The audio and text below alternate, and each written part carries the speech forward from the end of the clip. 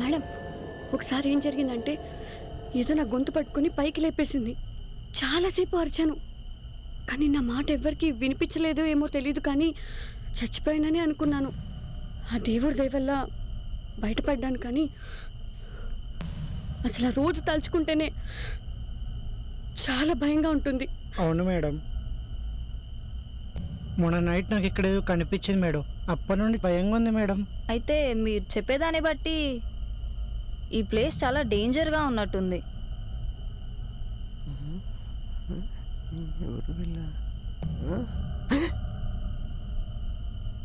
Madam 1 minute.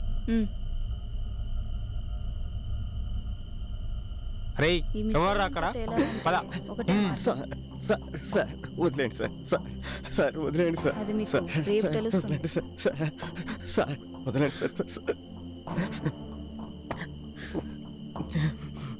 Madam అక్కడ దాక్కొని చూస్తున్నాడు madam. ఎవరు నువ్వు? అక్కడేం చేస్తున్నావు?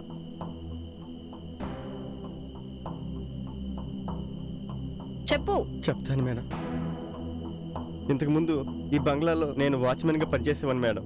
రామ్మ చిలకమ్మ ప్రేమ మొలకమ్మ రామ్మ లా లా లా లా లా లా లా లా లా లా.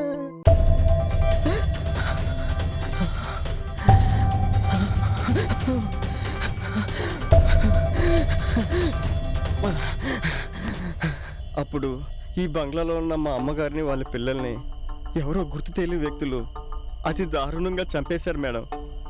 ఆ భయంతో నేను ఎక్కడికో పారిపోయాను మేడం. చాలా రోజుల తర్వాత మళ్ళీ ఇటు వస్తే మిమ్మల్ని చూసి ఏం జరుగుతుందో తెలుసుకుందామని ఇలా వచ్చాను మేడం. అంతే మేడం. ఓ అవునా, సరే అయితే మాతో పాటు నువ్వు కూడా ఇక్కడే ఉండు. అలాగే మేడం.